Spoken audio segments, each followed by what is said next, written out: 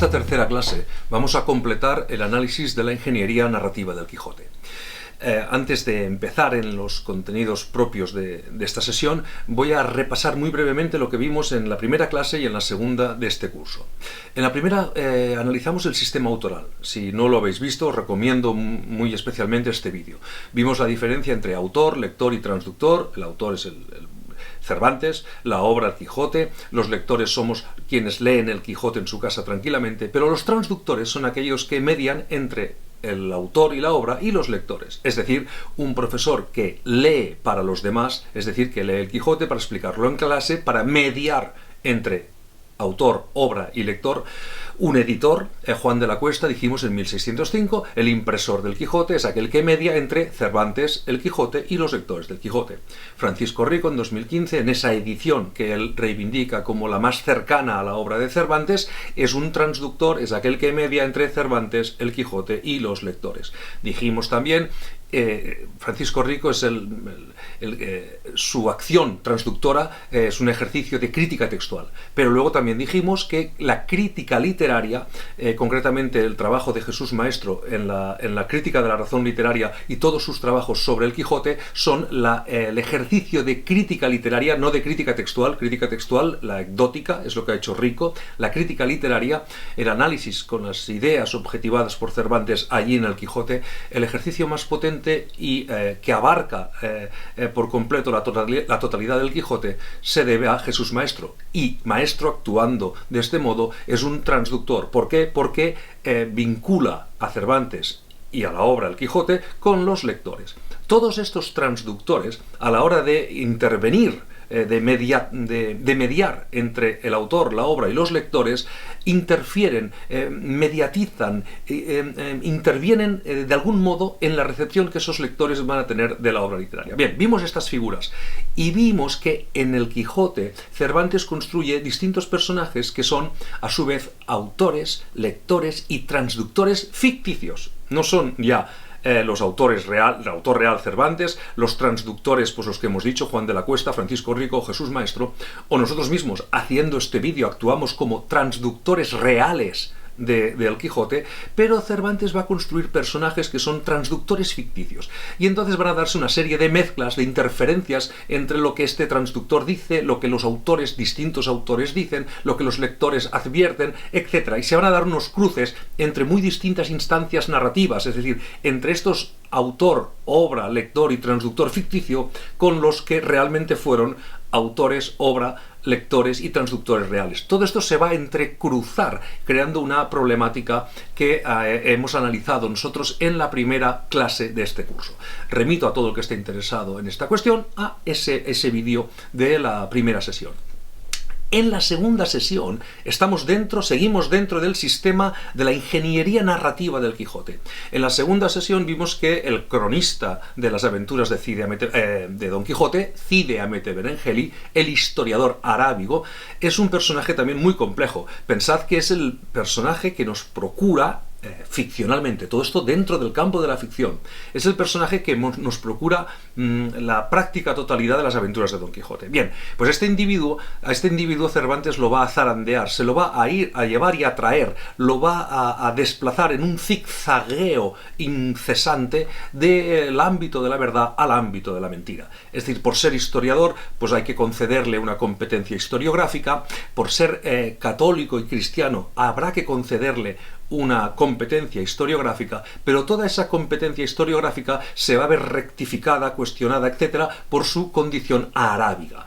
Maometano, arábigo, moro, etcétera, son los términos de los que Cervantes se va a servir para referirse a la condición islámica de este individuo. Y todas estas notas van a estar siempre asociadas a la mentira. Luego, nos dirá que Cide Hamete Benengeli fue un historiador muy puntual y muy certero de todas las aventuras. Pero luego nos dirá que todos los moros son embelecadores, falsarios y quimeristas. Nos dirá que Cide Hamete Benengeli, todo el mundo debería tomar ejemplo, los historiadores graves deberían tomar ejemplo de Cide Cide Hamete Benengeli, pero luego desautorizará este vituperio con este encomio, perdón, con cualquier otro vituperio. Es decir, y esto va a ser constante. Cervantes se lleva y se trae a este pobre cronista, este historiador arábigo, de un ámbito, del ámbito de la verdad, al ámbito de la mentira. Esto es lo que vimos en la segunda sesión de este curso.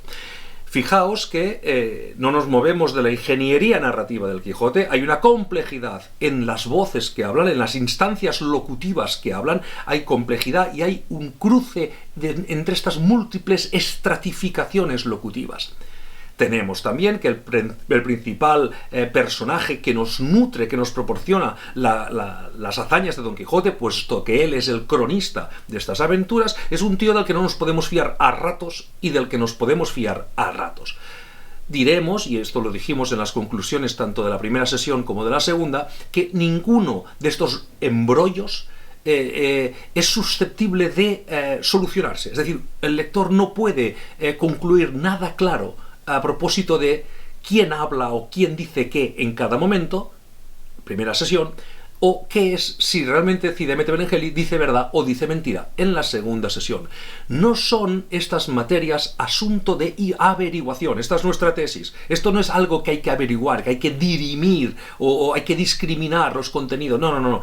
Esto es simplemente lo único que puede hacer el lector, y esta es la propuesta que hacemos, es preguntarse por los usos. Es decir, ¿qué pretende Cervantes embrollando de semejante manera, con tal complejidad, las instancias locutivas del Quijote? ¿Y qué es lo que pretende Cervantes zarandeando, llevándose de esta manera tan zigzagueante y confusionista a Cide Hamete Benengeli, del ámbito de la verdad al ámbito de la mentira? Pregúntate por los usos y no trates de averiguar cuál es la verdad de cada una de estas confusiones, porque no saldrás airoso de este ejercicio. De hecho, esta es nuestra conclusión.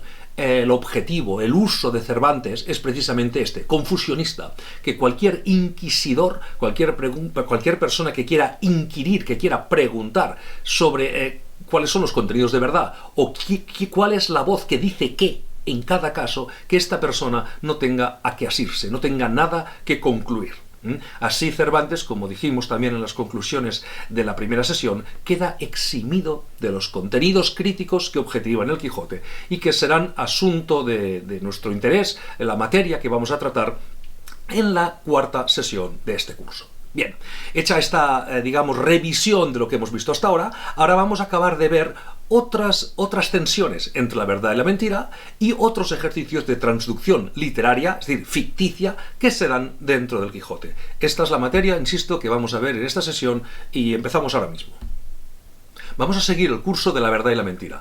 La verdad y la mentira, esta tensión no se da únicamente en la figura de Cide Hamete, sino que se da en los personajes. Advierte, cuando leas el Quijote, advierte que los personajes se corrigen los unos a los otros constantemente. Esto aquí no puedo ahora reproducir el número de pasajes porque esto es constante. Se corrigen, pero se corrigen además señalando la evidencia negativa y la evidencia positiva. Voy a poner un ejemplo de lo que me refiero. El barbero corrige al ventero. Fijaos cómo el barbero corrige al ventero. Pues por ventura, dijo el ventero, mis libros son herejes o flemáticos que los quiere quemar. Cismáticos queréis decir, amigo, dijo el barbero, que no flemáticos. Así es, replicó el ventero. Es decir, el ventero se equivoca, dice, mis libros acaso son flemáticos, y entonces el barbero, cuando lo corrige señalando la evidencia positiva, cismáticos queréis decir, y señalando la evidencia negativa, que no flemáticos. Fijaos que este tipo de correcciones atenta contra la economía lingüística. Es decir, uno puede... No, estos cismáticos queréis decir. No hace falta repetir la evidencia negativa. Pero este interés en repetir la evidencia negativa y proporcionar la evidencia positiva nos pone sobre la pista de la importancia que Cervantes le da a estas correcciones. Fijaos en la siguiente. Sansón Carrasco corrige a Sancho. Y de mí, dijo Sancho, que también dicen que soy uno de los principales personajes de ella. Están hablando en la segunda parte, Sansón Carrasco, Sancho y Don Quijote están hablando de cómo ha ido la primera parte de Don Quijote y cómo se ha publicado y cómo la gente la ha leído. Es de tal modo que los personajes del Quijote, en la segunda parte del Quijote, comentan la recepción que sus aventuras han tenido en esa primera parte por parte de los lectores del Quijote de 1605. Y Sancho dice, hombre, yo soy uno de los personajes de esa obra. Personajes, que no personajes, Sancho amigo, dijo Sansón. Fijaos, otra vez la evidencia positiva y la evidencia negativa. Es decir, en lugar de decir, querrás decir personajes y punto, una corrección directa, más, insisto, más coherente con la economía lingüística, que es como normalmente, habitualmente hablamos, sin darle tanta profusión a nuestras correcciones, sin gastar tanto tiempo, emplear tanto tiempo en corregir. Ahora, fijaos que responde Sancho a lo siguiente. Otro reprochador de voquibles tenemos, dijo Sancho, pues ándense a eso y no acabaremos en toda la vida. Fijaos, otro reprochador de voquibles en lugar de vocablos. Sigan en esto y no acabaremos nunca. Claro, ¿qué debería seguir ahora aquí? Ahora Sansón Carrasco debería decir, vocablos querrás decir, Sancho, que no voquibles. Y entonces, si esto hubiese sucedido, advertid que lo que sucedería es lo que Sancho ha anunciado, es que no acabaremos nunca. Y este no acabaremos nunca es muy importante, porque en ese no acabaremos nunca está condensada la intención de Cervantes. Es decir, todo aquel que se meta a averiguar los contenidos de verdad y de mentira del Quijote no acabará nunca, no saldrá nunca de ese embrollo, porque los contenidos de verdad y de mentira, los errores, lo correcto y lo incorrecto, la verdad y la mentira, lo verosímil y lo inverosímil, están dados a una escala lúdica y sometidos a la genialidad narrativa de Cervantes. Genialidad narrativa y ludismo. Cervantes, la paleta de recursos de la que se sirve Cervantes para complicar todos estos asuntos es realmente impresionante. Quien se meta a esto no acabará nunca. Así es. Y ya que hablamos de esta paleta de recursos, insisto, verdad-mentira, error y correcto e incorrecto, y verosímil e inverosímil, son las tensiones que Cervantes dibuja desde el principio de la novela. Fijaos en esta otra. Capítulo 1 de la primera parte. Quieren decir que tenía el sobrenombre de Quijada o Quesada, que en esto hay alguna diferencia en los autores que en este caso escriben, aunque por conjeturas verosímiles se deja entender que se llamaba Quijana. Pero esto importa poco a nuestro cuento, basta que en la narración de él no se salga un punto de la verdad. Bueno, a ver, importa poco no, importa poco lo dices tú ahora, pero luego veremos, o ya hemos visto en la primera sesión, la primera clase de este curso, vimos que la alusión a los átomos de la historia, a las semínimas de la historia, a lo más mínimo de la historia, dice la competencia de quién está narrando. A veces, porque también vimos en la primera clase que también se defiende que la imprecisión en los detalles, en lo anecdótico, si era alcornoque o era una haya o un alcornoque, ahora no recuerdo bien cuál es la indeterminación que aparece en aquel capítulo. No guarda precisión Cide Mete Benengeli en determinar qué tipo de arbusto o árbol era el que allí se daba, pero guarda precisión en todo lo demás. Luego, errar en lo mínimo no es sinónimo de fallar en lo otro. En otros casos, en otros episodios, sí leeremos que fallar en lo mínimo es expresión. Cuando Sancho dice que Cide Mete Benengeli se refiere a Doña Dulcinea, y que ese apelativo de Doña, nunca así llamamos nosotros a Doña Dulcinea, y ya en esto anda errada la historia. Luego Sancho allí está señalando que el error en lo mínimo tiñe de sospecha todo lo demás. Entonces encontraremos de todo, o sea, que el historiador que Cide Mete Benengeli lo cuenta todo bien, que cuenta lo grueso, lo de importancia, lo de envergadura bien, y puede fallar en las cosas más mínimas, y en otras ocasiones se defenderá que el fallo en las cosas mínimas tiñe de sospecha todo el relato que se puede hacer. Bien, Cide Mete Benengeli esto lo sabe perfectamente. Que diga ahora que si es Quesada o Quijana no importa mientras todo lo demás no salga un punto de la verdad, bueno, esto es uno de los tres posiciones posicionamientos que cabe considerar. Pero él en otras ocasiones ha dicho lo contrario. Nosotros dijimos también en la primera sesión que de este tipo no te puedes fiar. Y no te puedes fiar porque luego esto está en el primero de la primera. Pero luego seguimos leyendo. Y en el 74º de la segunda leemos: Dadme albricias, buenos señores, de que ya no soy Don Quijote de la Mancha, sino Alonso Quijano. Es decir, el mismo Don Quijote allí se refiere a sí mismo como Alonso Quijano. Pero da igual, da igual. Esto nosotros repetimos lo que hemos dicho en las 2 sesiones anteriores. No se trata de averiguar nada. Quien se meta a averiguar este tipo de cuestiones saldrá zarandeado, saldrá despedido. A veces hemos utilizado también la imagen de la bola de una máquina del millón, ¿no? Pues saldrás despedido de un lado a otro, te golpearás y no acabarás en nada. No es esta materia de averiguación, si era Quijana o Quesada o como sea, sino que lo interesante aquí, insisto, es preguntarse por los usos. Bien, pero nosotros ahora lo que estamos haciendo es revisar las correcciones que se dan entre personajes. O sea, hemos visto el barbero corrige al ventero, Sansón Carrasco corrige a Sancho, el propio transductor narrador se hace eco de las imprecisiones que a propósito del apellido de Don Alonso encontramos en el Quijote. Unas son correcciones de otras y no se aclara la cuestión no queda claramente definida. Y seguimos en esto. Seguimos viendo las correcciones que se hacen los personajes, que se hacen los unos a los otros, porque, insisto, esto es constante. Y el lector, expuesto a esto, identificando todas estas correcciones, inadecuaciones, contradicciones, no puede dejar pasar estos contenidos. Estos son contenidos que deben suscitar nuestro interés y agudizar nuestra labor inquisidora. Leer es enfrentarse al racionalismo construido por el autor. Y el racionalismo de Cervantes en este punto es tremendamente lúdico y confusionista. Y ese racionalismo es un gran desafío a nuestra capacidad y a nuestra competencia lectora. Vamos a seguir esta pista. En esta ocasión es Tomé Cecial, el escudero del Caballero del Bosque, el que corrige a Sancho. Fijaos este diálogo. Partes son esas, respondió el del Bosque, hablando de Sanchica, de la hija de Sancho, no solo para ser condesa, sino para ser ninfa del verde bosque. ¡Oh, y de puta! ¿Y qué rejo debe tener la bellaca? A lo que respondió Sancho algo mohíno. Sancho se enfada, como acaba de decir, ¡oh, y de puta!, referida a su hija, Sanchica. Ni ella es puta, ni lo fue su madre, ni lo será ninguna de las dos, Dios queriendo, mientras yo viviese.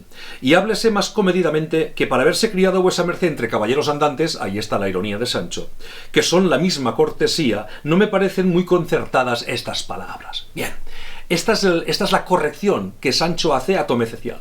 Pero es que esto es en el capítulo 13º de la segunda parte. En ese mismo capítulo 13º de la segunda parte están tomando vino y Sancho dice lo siguiente. Hablan del vino de una bota. ¡Oh, y de puta bellaco! ¿Y cómo es católico? Y Tomé Cecial responde. ¿Veis ahí, dijo el del Bosque, en oyendo el y de puta de Sancho, cómo habéis alabado ese vino llamándole y de puta? Y la respuesta de Sancho es la siguiente. Digo, respondió Sancho, que confieso que conozco que no es deshonra llamar hijo de puta a nadie cuando cae debajo del entendimiento de alabarle. Pero dígame, señor, por el siglo de lo que más quiere, ¿este vino es de Ciudad Real? Fijaos qué ha pasado aquí. Tomé Cecial utiliza hija de puta para alabar a Sanchica. A Sancho se lo recrimina. Sancho utiliza el hijo de puta para hablar del vino y se da cuenta, Tomé Cecial le reprocha, le corrige, diciéndole que no es algo negativo cuando cae dentro de la voluntad de alabar a algo. Sancho se da cuenta de que así era y en lugar de conceder, me he equivocado, tienes tu razón, se sale por peteneras. Pero dígame usted, ¿este vino es de Ciudad Real? Dejamos de tratar de resolver la cuestión. Antes Sancho había dicho, si tenemos muchos corregidores de voquibles, ¿sí? Aquí no acabaremos, esto no se acabará nunca. Lo que sucede aquí es exactamente lo mismo. Si nos metemos a esto, no acabaremos nunca. Y cambiamos de asunto. Oye, ¿este vino es de Ciudad Real? Este tipo de escapismo, este tipo de dejar planteada o dejar irresuelta la discusión y salirse por la tangente, también lo va a utilizar Don Quijote. Vamos a ver este ejemplo. Capítulo 15 de la primera parte. están Sancho y Don Quijote a ver dónde van a dormir. Don Quijote dice que quiere dormir a cubierto, no al aire abierto, a cielo abierto, perdón. Y Sancho le dice: pues yo he oído decir a vuesa merced, dijo Panza, que es muy de caballeros andantes el dormir en los páramos y desiertos lo más del año, y que lo tienen a mucha ventura. Claro, si tú has dicho que así es como deben dormir los caballeros andantes y ahora te quieres ir a cobijo y Sancho te dice: oye, tú me habías dicho que se duerme aquí a la intemperie, ¿no? Entonces, ¿en qué quedamos? Bueno, pues ahí el que incurre en una contradicción es Don Quijote. Y entonces, ¿cómo responde Don Quijote a lo que le ha dicho Sancho? Vamos a leerlo. Eso es, dijo Don Quijote, cuando no pueden más o cuando están enamorados. Y es tan verdad esto que ha habido caballero que se ha estado sobre una peña al sol y a la sombra y a las inclemencias del cielo 2 años sin que lo supiese su señora. Y uno de estos fue Amadís, cuando llamándose Beltenebros se alojó en la peña pobre, ni sé si 8 años o 8 meses, que no estoy muy bien en la cuenta. Basta que él estuvo allí haciendo penitencia por no sé qué sinsabor que le hizo la señora Oriana. Pero dejemos ya esto. Otra vez lo mismo. Es decir, he entrado en contradicción. La respuesta de Don Quijote no es una respuesta clara a la objeción de Sancho. Se va por la alusión a la Amadís, etc. Y cuando ya ve que esto no tiene mayor recorrido, bueno, dejemos esto y vayamos a otra cosa. Bien. Esto es lo que nos vamos a encontrar muchas veces. Las correcciones a veces aceptan, a veces no, y las más de las veces queda la cosa irresuelta. Simplemente queda planeando, queda mantenido el problema o la sensación de una inadecuación, de que esto está mal dicho, que se dice así, que tú me dijiste, que yo lo corrijo, pero ahora me voy, ahora no sigo corrigiendo, si seguimos corrigiendo esto se acaba. Es decir, los juegos de verdad y mentira, insisto en esto, no están planteados nunca para resolverlos en un sentido unívoco, en un sentido claro. Y los pasajes que estoy tratando aquí, que estamos analizando aquí, tienen el sentido de mostrarte que esto no está hecho para solucionarse y que lejos de esto lo que hace Cervantes es promover precisamente todo lo contrario. Es decir, trasladarnos la idea de que esto no es para acabarlo, que esto no es para determinarlo de forma unívoca. Esta es la clave, o nuestra respuesta por la pregunta sobre los usos. ¿Para qué Cervantes utiliza todo esto que estamos viendo? Bien, pero ahora vamos a ver qué le sucede a Don Quijote con el latín. En el capítulo 19 de la primera parte sucede lo siguiente. Don Quijote acaba de golpear a unos clérigos y el bachiller Antonio López le dice lo siguiente: olvidábaseme de decir que advierta vuesa merced que queda descomulgado por haber puesto la mano violentamente en cosa sagrada, iuxta illut, si quis suadente diabolo, etc.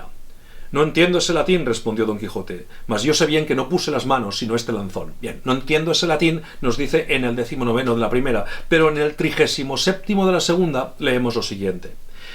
Dice Sancho: mi señor Don Quijote de la Mancha, que un tiempo se llamó el Caballero de la Triste Figura y ahora se llama el Caballero de los Leones, es un hidalgo muy atentado, que sabe latín y romance como un bachiller. Luego, cuando a Don Quijote no le interesaba lo que le estaba diciendo el bachiller Alonso López, dice que no entiende el latín y se va por peteneras. Fijaos, siempre error, corrección y la irresolución de ese conflicto, esa continuación, esa dejar en suspenso cualquier posibilidad de resolver la tensión, la dialéctica que se había planteado. Esto es constante en el Quijote. Bien, lo es, y Cervantes, como decía, lo exagera y lo lleva lúdicamente a unos términos increíbles. Uno de ellos, una de estas tensiones que no puedo reproducir aquí porque nos llevaría mucho tiempo, es la de qué sucedió en la cueva de Montesinos. Si es verdad lo que Don Quijote dice que vio, si es verdad que estuvo allí los días que dice que estuvo, o si es verdad que pasó únicamente 30 minutos. Esta cuestión se va a arrastrar durante muchos capítulos, y hasta el punto que va a ser también, esto ya lo anotamos en las clases anteriores, materia de negociación.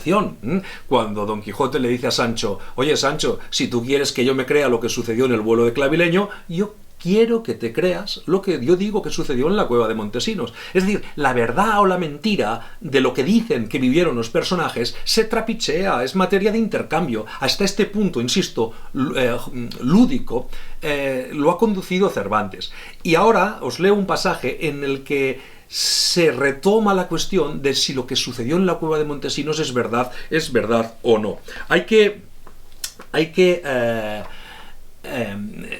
hay que recordar que hemos pasado por la experiencia del mono parlante de Maese Pedro, el mono parlante al cual Don Quijote le pregunta si es verdad o no que lo que él dice que sucedió en la cueva de Montesinos. Vamos a leer ahora cómo el transductor narrador, es decir, el individuo que nos cuenta, la voz que cuenta el Quijote, nos refiere un caso de pensamientos enamorados. Fijaos, está Don Quijote que se está acercando al río Ebro y fijaos la impresión que el Ebro le causa. Por sus pasos contados y por contar, 2 días después salieron de las alamedas y llegaron Don Quijote y Sancho al río Ebro. Y el verle fue de gran gusto a Don Quijote, porque contempló y miró en él la amenidad de las riberas, la claridad de sus aguas, el sosiego de su curso y la abundancia de sus líquidos cristales, la abundancia de los líquidos cristales del Ebro, cuya alegre vista renovó en su memoria 1000 amorosos pensamientos. O sea, está Don Quijote, ve los líquidos cristales del Ebro y todo aquello le rememora 1000 amorosos pensamientos. ¿Y cuáles son estos 1000 amorosos pensamientos? Dígame usted uno. Y el transductor narrador nos dice lo que Don Quijote piensa en aquel momento. Nos refiere uno de los 1000 amorosos pensamientos que el Ebro le supo despertar en Don Quijote. Especialmente fue y vino en lo que había visto en la cueva de Montesinos, que, puesto que el mono de Maese Pedro le había dicho que parte de aquella cosa eran verdad y parte mentira, él se atenía más a la verdadera que a las mentirosas, bien al revés de Sancho, que todas las tenía por la misma mentira. Bien, ¿qué ha sucedido aquí? Hombre, el transductor narrador, que sabe perfectamente lo que sucedió en la cueva de Montesinos, aquí se mete en la mente de Don Quijote para decirnos que la visión del Ebro le despertó 1000 amorosos pensamientos, uno de los cuales es la posibilidad de que aquello que sucediese en la cueva de Montesinos fuese verdad, porque la cabeza, el mono parlante de Maese Pedro había dicho que parte de una cosa era verdad, parte mentira, y él se acoge a esa parte verdadera.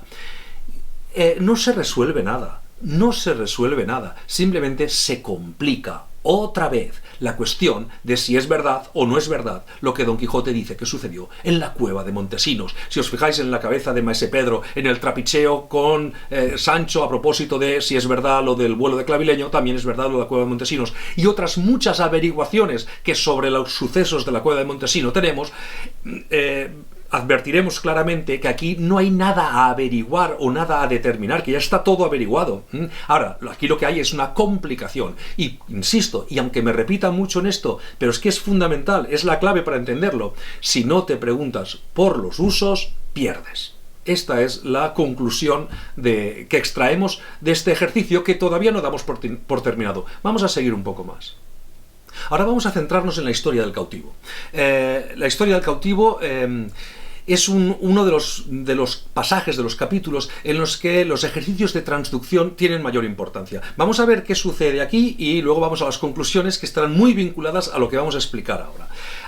Recuerdo, el transductor es aquel que establece un vínculo que interviene entre autor, obra y los lectores. Es aquel que mediatiza la recepción por parte de los lectores de aquello de la obra que ha escrito un autor, y que en esa labor de mediación interviene, mediatiza la lectura, es decir, el censor, que es un transductor, el censor toma la obra escrita por un autor y quita, pone, corrige, etcétera, aquella obra y la da al lector. Luego está interviniendo en el proceso, en el proceso de la literatura. El transductor fundamentalmente es el que activa el circularismo entre los distintos materiales literarios. Bien, un editor hace exactamente lo mismo.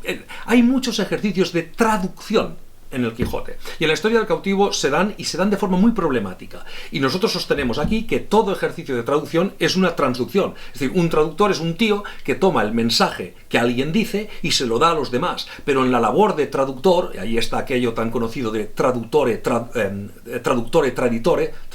traidor, en su ejercicio de transmisión de aquello modifica de algún modo aquello que transmite. Es decir, que en esa transmisión hay o una pérdida o hay una modificación del mensaje que se está transmitiendo. Bien, esto en la historia del cautivo tiene una grandísima importancia. Voy a leer unos pasajes y comentamos este aspecto en concreto de este episodio. Están los cristianos cautivos. y de una ventana sale una mano que les lanza un papelito, etc. Es Zoraida. Zoraida quiere escapar, quiere irse a la cristiandad y entra en contacto con los prisioneros cristianos para ver si de algún modo pueden, si tratan de escapar o ayudándoles a escapar, de qué modo pudiese ella irse con ellos y abandonar el mundo islámico. Fundamentalmente es esto, abandonar el mundo islámico e irse a la luz, a la civilización. Ya veremos los términos, no aquí, no en la sesión de ahora, pero los términos que utiliza Zoraida para caracterizar la cristiandad contra el Islam son realmente radicales. Bien, está el capitán cautivo que recibe el paquete que le ha mandado Zoraida. Desaté el nudo y hallé 40 escudos de oro españoles y un papel escrito en arábigo. Y al cabo de lo escrito hecha una grande cruz. Y aquí tenemos el papel en arábigo y la cruz, que son los términos de esta tensión, que son los términos de la guerra. No hay que olvidar que la cristiandad, que la monarquía hispánica está en guerra contra el turco y contra el Islam en general, porque también lo está contra Berbería.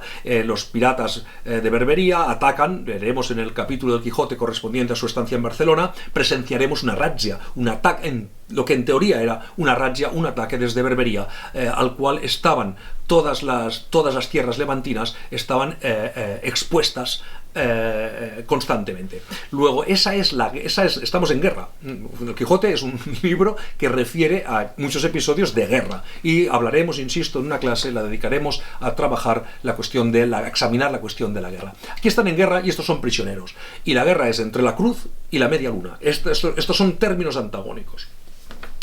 Besé la cruz, tomé los escudos, volvíme al terrado, hicimos todos nuestras zalemas, tornó a aparecer la mano, hice señas que leería el papel y cerraron la ventana. Y el hacer señas es muy importante. Y aquí recupero... es muy importante. Esto es lo que dijo el capitán cautivo, haré señas. Pero Zoraida, seguidamente, le dirá lo siguiente al capitán cautivo. Y si no tienes quien te escriba arábigo, dímelo por señas, que Lela Marién, la Virgen María, hará que te entienda. O sea, el capitán dice que se comunicará por señas y Zoraida dice que se comunicará por señas y que la Virgen María actuará como transductora, hará que esas señas sean capaces de vehicular los contenidos. Ese hablar por señas que los dos, que es la única opción que tienen ellos dos, ya lo habíamos leído, lo hemos leído en las novelas ejemplares, en el prólogo de las novelas ejemplares, que es un prólogo muy necesario, porque es un prólogo en el que Cervantes juega todo el rato diciendo esto que os voy a dar no tiene ningún sentido, no se puede hacer pepitoria con esto, o sea, no tiene ninguna amiga, pero luego dice el sabroso fruto que están aquí escondidos, o sea, ¿en qué quedamos? ¿Tiene un sabroso fruto o no puedes hacer pepitoria? Pues está todo, Cervantes en ese prólogo está diciendo que lo que te voy a dar no es nada y que lo que te voy a dar es mucho, y dice las dos cosas. Y dirá también lo siguiente. Leo ahora del prólogo a las novelas ejemplares. Será forzoso valerme por mi pico, que aunque tartamudo, no lo será para decir verdades, que, dichas por señas... Vamos a ver, valerme por mi pico, por mi labia, por mi habilidad, pero es un pico tartamudo, bueno, dirá las cosas entrecortadas, no las va a decir, no las va a soltar abiertamente, no las dirá de forma directa, es un pico tartamudo, dirá una cosa, una no la dirá, otra tal, y esas cosas que no se dirán, dichas por señas, dice, suelen ser entendidas. Ese hablar por señas suele ser entendido. Ahora bien, habrá quien no lo entienda. Bien, en ese decir por señas hay pérdida de significado. Bien, ese decir por señas es la forma en que se van a comunicar el capitán y Zoraida. Sigo leyendo otros pasajes y los comentamos. Fijaos aquí. Quedamos todos confusos y alegres con lo sucedido, y como ninguno de nosotros no entendía el arábigo, era grande el deseo que teníamos de entender lo que aquel papel contenía, y mayor la dificultad de buscar quien lo leyese. Quieren saber todos qué les ha dicho Zoraida en ese papel. Y ahora fijaos lo que viene aquí. En fin, yo me determiné de fiarme de un renegado natural de Murcia, es decir, de un católico que se había pasado al Islam. Esto, en los términos de verdad y mentira, nos lo presentaría como un mentiroso, que se había dado por grande amigo mío. Ser amigo mío nos lo rescataría como persona que dice la verdad. Pero se había dado se me había presentado como, lo tenía en la consideración de, no significa que realmente fuese un verdadero amigo del cual te puedas fiar. Luego, ¿qué tenemos aquí? tenemos pues una indeterminación. Seguimos leyendo y lo analizamos. Supe que sabía muy bien el arábigo. Bueno, esto nos da mucha competencia, le otorga competencia a este hombre. Y ahora, vamos. Preguntéle si lo entendía, díjome que muy bien, y que si quería que me lo declarase palabra por palabra, que le diese tinta y pluma, porque mejor lo hiciese. Dímosle luego lo que pedía, y él poco a poco lo fue traduciendo y en acabando dijo: todo lo que va aquí en romance, sin faltar letra, es lo que contiene este papel morisco, y hase de advertir que a donde dice Le Lamarien quiere decir Nuestra Señora la Virgen María. Bien, fijaos lo que tenemos aquí.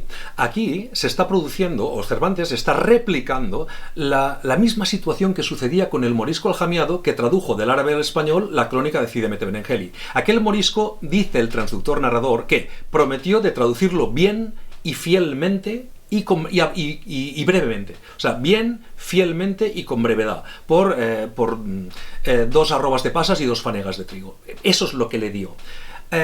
Aquí sucede exactamente lo mismo. Nos dicen, este hombre supe que sabía bien el arábigo. Bien, preguntéle si lo entendía. Díjome que muy bien, es exactamente como el morisco aljamiado. Que me lo traduciría palabra por palabra. Muy bien. Dímosle lo que pedía. Lo que pedía se lo dimos. Y luego, y él poco a poco lo fue traduciendo y acabando dijo: esto es todo lo que aquí os doy. Es decir, es exactamente, lo produce bien, lo traduce fielmente y lo traduce con brevedad. Bien, fielmente y con brevedad, que es exactamente lo mismo que hace el morisco aljamiado. Ahora, inmediatamente nos dice: todo lo que está aquí en morisco ahora está en romance. Ahora bien, no todo, porque Le Lamarien tenéis que entender que se refiere a Virgen María, pero en árabe no puede, los moros no pueden referirse a la Virgen María porque no creen en la virginidad de la Virgen. Luego ahí ya hay una pequeña inadecuación. En ese pequeño papel ya hay unas palabras que no corresponden exactamente las unas con las otras. Tenemos, por tanto, ya la posibilidad del error. Pensad que cuando el morisco aljamiado tradujo la crónica de Cide Hamete Benengeli en la sedería, antes de que el transductor narrador comprase los papeles que estaban en los cartapacios,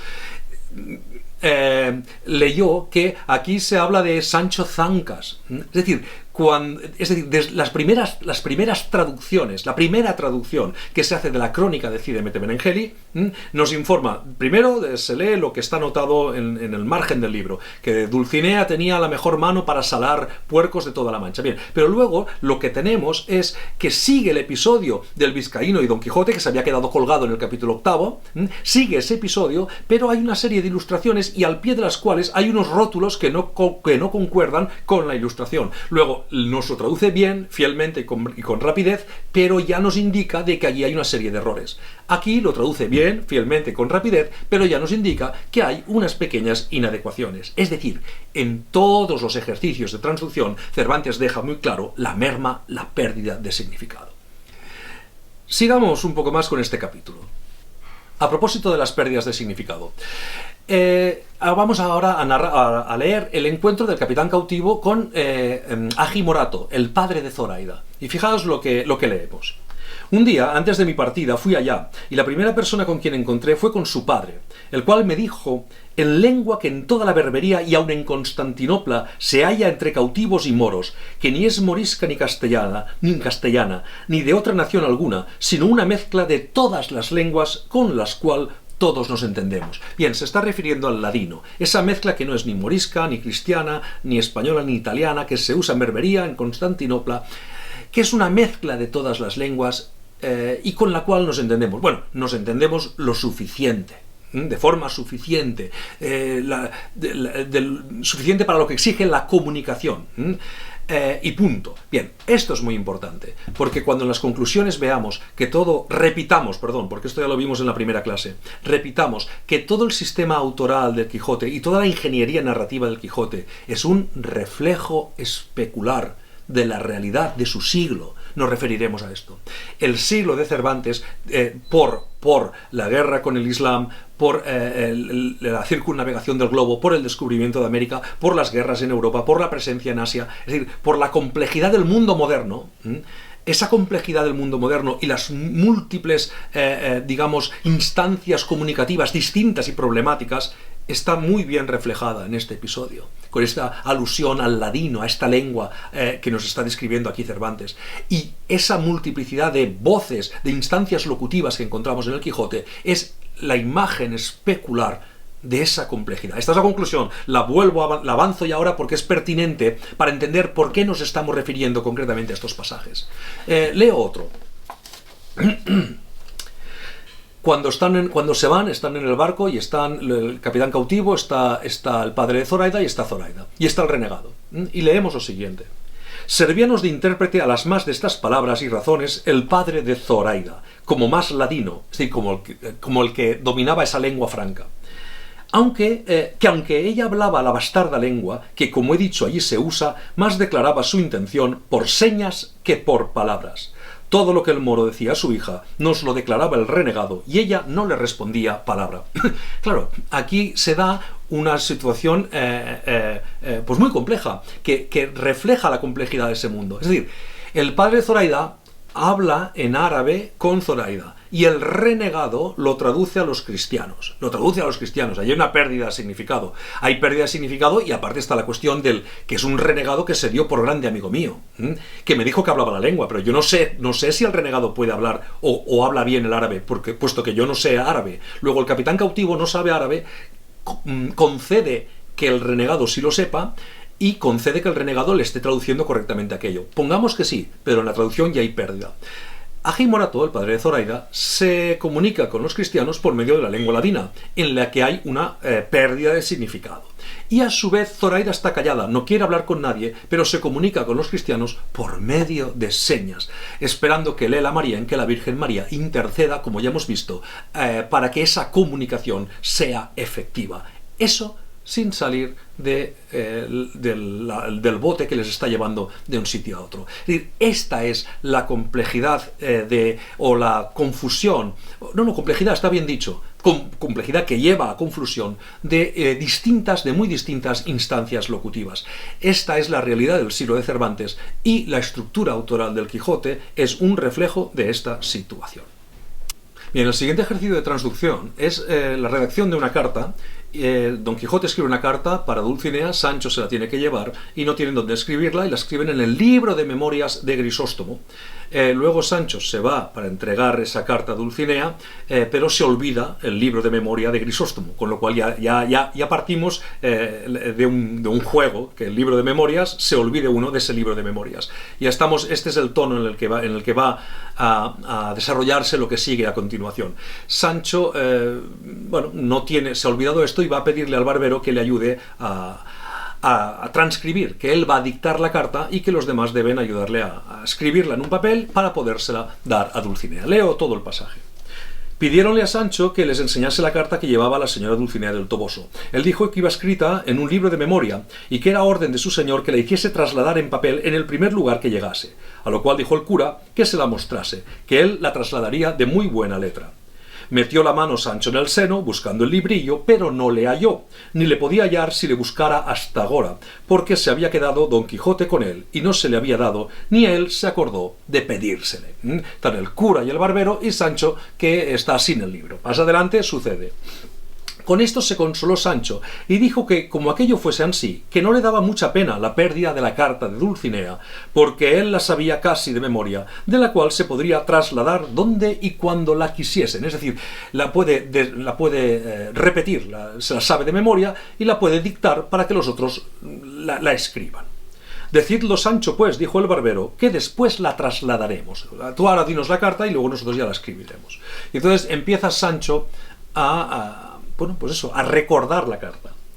Por Dios, señor licenciado, que los diablos lleven la cosa que de la carta que se me acuerda, aunque en el principio decía alta y sobajada señora. ¿Os acordáis lo del error y la corrección que hemos visto al principio de esta sesión? Aquí lo volvemos a tener. ¿Y qué le dicen el cura y el barbero? No diría, dijo el barbero, sobajada, sino sobrehumana o soberana señora. Eso es lo propio de una carta, pero sobajada señora no. Así es, dijo Sancho. Luego, si mal no me acuerdo, ahí está la clave, no te acuerdas.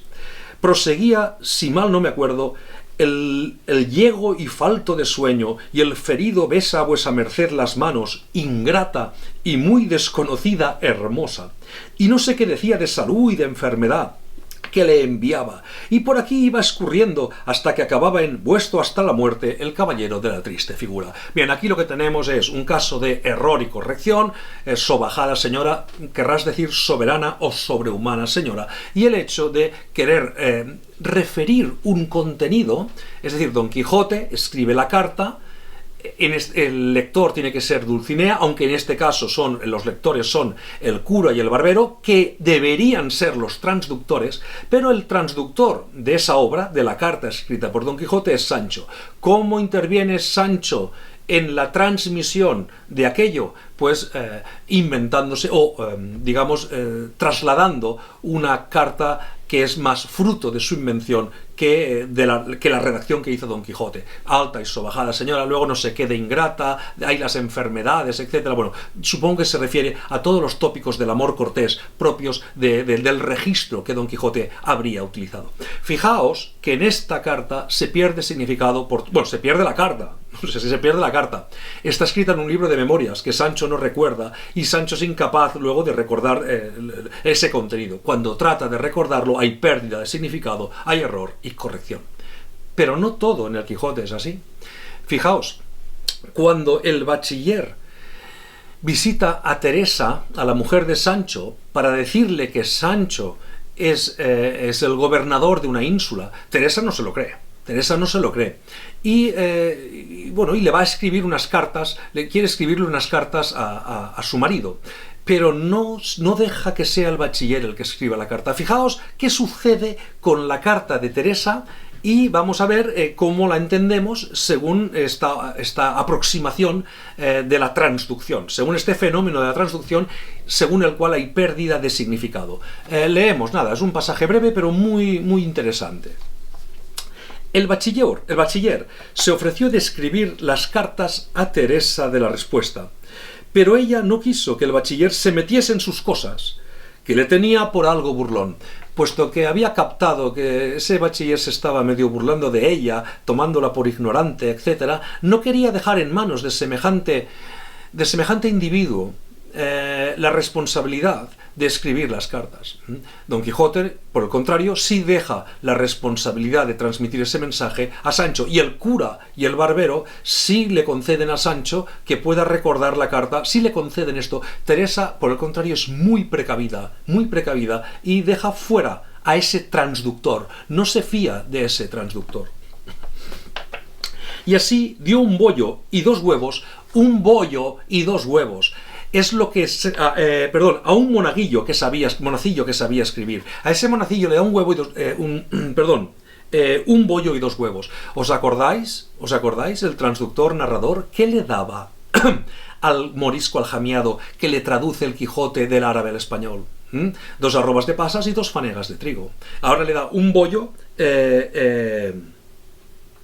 y 2 huevos. Es decir, aquí se paga la transducción a un tipo sobre el que Teresa tiene ascendencia, es decir, un tipo que no va a inventarse nada, un tipo que va a poner negro sobre blanco aquello que Teresa le dicta palabra por palabra. O sea, no hay interpretación de nada. Aquí hay simplemente la transcripción de la oralidad de Teresa. Dice, a un monacillo que sabía escribir, el cual le escribió 2 cartas, una para su marido y otra para la duquesa, notadas de su mismo caletre, que no son las peores que en esta grande historia se ponen, como verá usted más adelante. Es decir, ¿qué tenemos aquí? Aquí tenemos a Teresa Panza, que no se fía del bachiller porque tiene un tono burlón, que paga un ejercicio de transcripción, de fijación del dictado de sus ideas, y ese monacillo que se lleva el huevo y los... Perdón, me lo he pasado aquí. Que se lleva un bollo y 2 huevos. Es decir, aquí hay un contrato, hay un intercambio. Esto se hace con previo pago. Le transcribe lo que ella dicta de su palabra. Que aquí no hay pérdida, se supone que no debería haber gran pérdida o no estamos informados de que aquí haya habido ninguna pérdida. Simplemente tomemos esta carta para compararla con la otra que habíamos visto y para ver lo problemático de los ejercicios de transducción y de las medidas que debe uno tomar para asegurarse de que esa transducción no va a afectar o va a afectar lo mínimo posible a la recepción de la obra escrita por el autor o del mensaje que una determinada persona quiere transmitir. Escribe lo que yo te digo, no añadas nada, yo te pago, estoy contratando tus servicios profesionales. Esto a un lado, del otro, la carta de Don Quijote a Dulcinea. Bien, con esto llegamos a las conclusiones y cerramos estas 3 primeras clases del curso, en las que hemos analizado la ingeniería narrativa del Quijote. Repaso lo que hemos visto y me repito, puesto que las conclusiones que voy a presentar aquí ya las hemos visto al final de la primera clase y al final de la segunda clase. Primera clase, sistema autoral, una gran complejidad, una riqueza impresionante, un sentido lúdico también en Cervantes y unas finalidades muy claras que las voy a repetir ahora.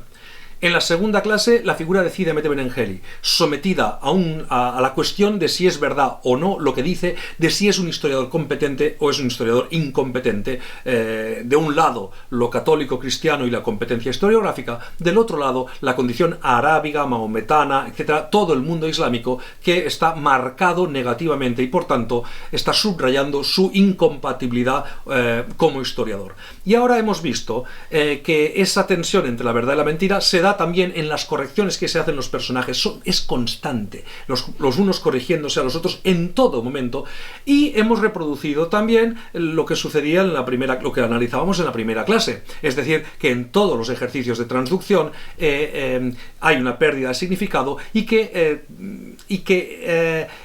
en el siglo de Cervantes las comunicaciones con un mundo que no es monolítico, sino que es absolutamente diverso, pues generaba todo tipo de problemáticas. Bien, esto es lo que hemos visto también en la sesión de hoy. Y ahora repetimos las conclusiones, porque no podemos concluir cosas distintas. Y las recupero. La primera conclusión es que toda esta ingeniería narrativa tiene como finalidad eximir a Cervantes de la responsabilidad por los contenidos críticos objetivados en el Quijote. Esto es lo que veremos en la cuarta clase. En la siguiente sesión vamos a empezar a analizar los contenidos críticos del Quijote.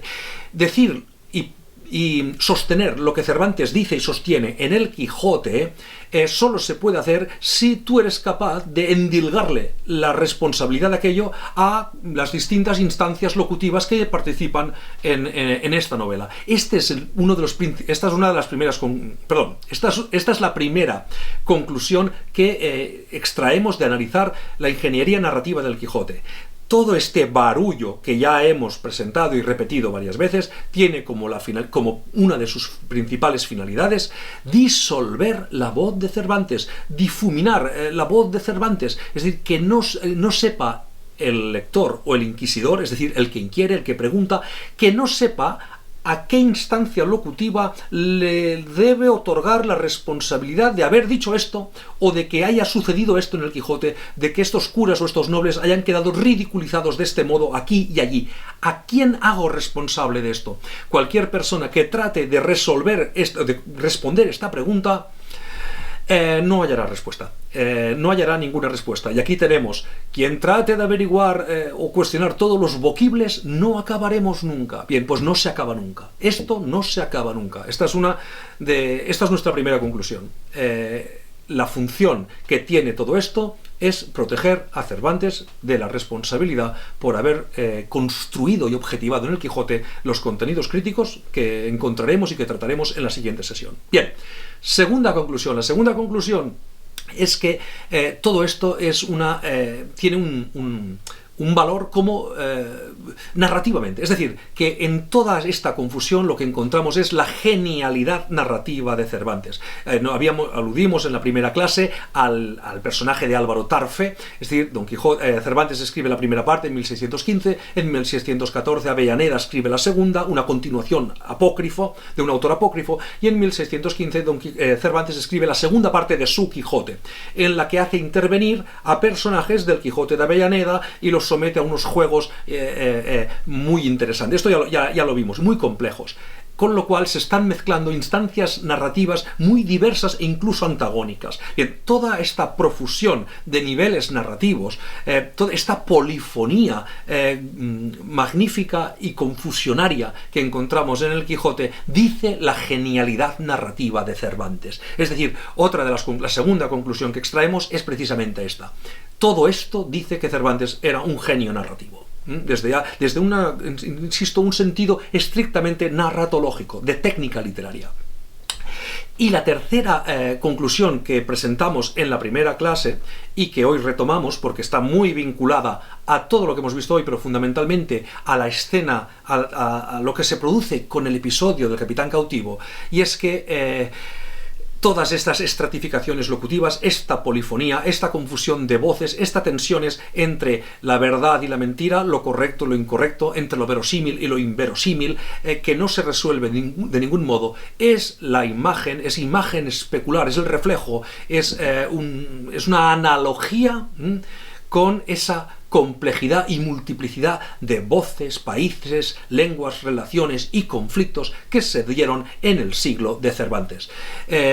Las estructuras propias del antiguo régimen, es decir, el trono y el altar, es decir, el dogmatismo político y el dogmatismo teológico, no pueden dar cuenta de la pluralidad de aquel mundo. Esa pluralidad exige una aproximación política desde una perspectiva antropológica muy consciente, muy a ras de suelo, lo que los humanistas no supieron hacer y lo que sí supo hacer perfectamente la Escuela de Salamanca. Por algo será, por algo será.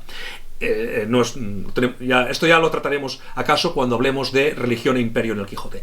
Lo que quiero decir con esto es que los humanistas estaban en Babia, no se enteraron de lo que sucedía, y quien sí se enteró perfectamente de lo que sucedía y supo reflejarlo también en la ingeniería narrativa de esta magnífica novela fue Cervantes. Por eso concluimos esa primera clase diciendo que el Quijote es el reflejo, es la imagen de su siglo, desde el punto de vista, insisto, de esta ingeniería narrativa. Y es así también con esta misma conclusión con la que cierro esta tercera sesión, esta tercera clase sobre el Quijote, este curso sobre el Quijote.